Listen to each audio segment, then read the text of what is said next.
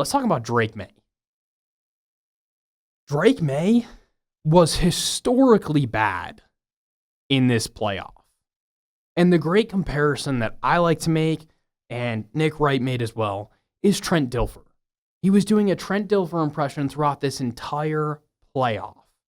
He was historically bad and had the lowest EPA since 2000, in which I believe it was Trent Dilfer. I'll have the graphic up for you. There's guys like Rex Grossman on there.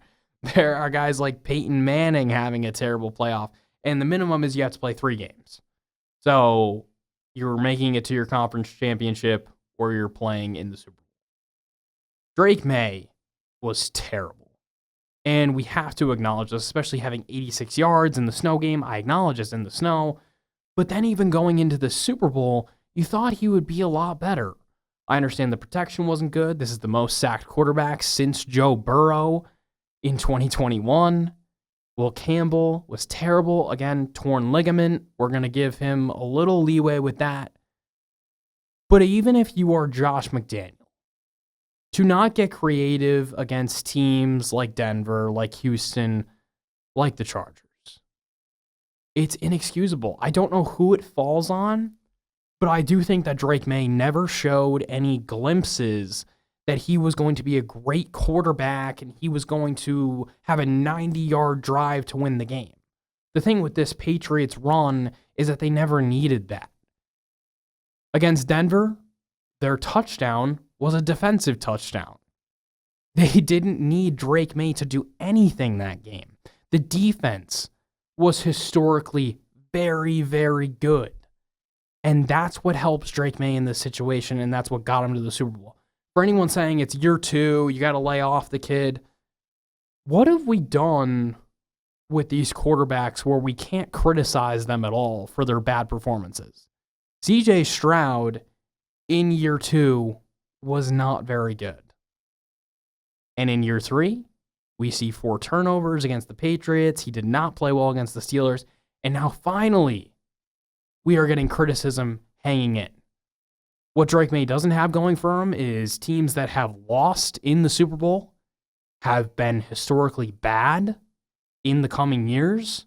There's actually more teams that lost the Super Bowl and missed the playoffs the following year in recent memory than won a playoff game.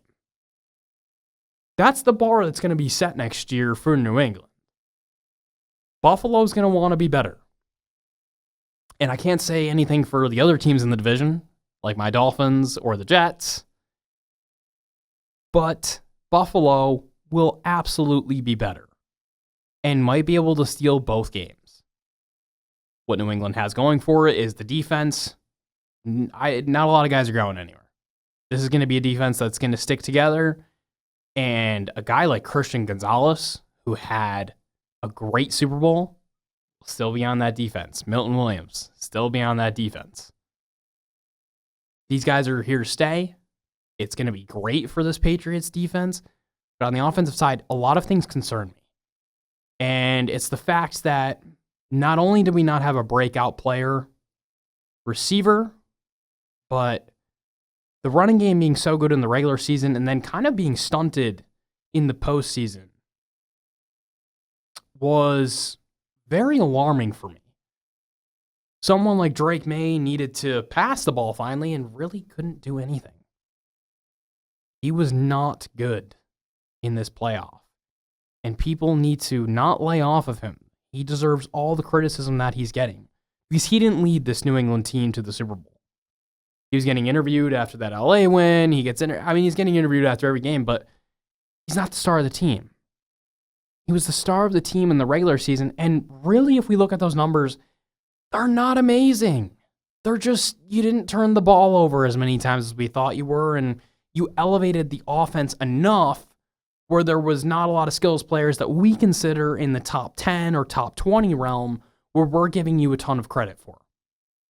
Yes, he was the runner-up MVP. He absolutely deserved to be based on the numbers. But to me, the eye test does a lot. When you watch Drake Maye play compared to a guy like Matthew Stafford, if it is on your 10-yard line and there are 2.5, 3 minutes to go, and you have all 3 timeouts, I'm pretty confident that Matthew Stafford could lead me down the field. I'm not confident that Drake Maye can do that, even in his MVP form, even at the end of the regular season. You saw how this team imploded against Buffalo. And if they matched up against Buffalo, which I thought they would, or maybe they would avoid them. I did pick them to go to the Super Bowl avoiding Buffalo, but if they had matched up with Buffalo, this would not be good for New England. And if they had matched up with Denver and Bo Nix, it would not have been good for New England because Bo Nix played very well against Buffalo, and most would think he would have against New England. So let's not lay off of this. In the same way that we criticize CJ Stroud, we have to assert responsibility and accountability for Drake Maye and all the turnovers that happened, and especially in the Super Bowl. He had no answers. Will Campbell had no answers. Josh McDaniel had no answers. And Drake Maye, man, I really hope that it works out for you. But it's scary going into next year. I think that many people should, but they won't pick New England to miss the playoffs. This AFC is going to be loaded next year. There's going to be quarterbacks coming back that weren't healthy the whole year or underperformed, like Patrick Mahomes, Lamar Jackson, Joe Burrow, that are going to put you in jeopardy of missing the playoff.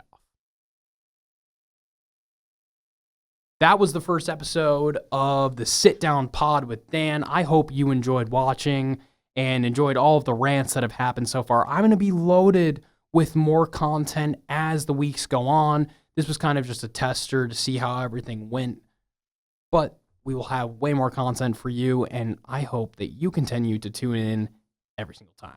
We'll see you later.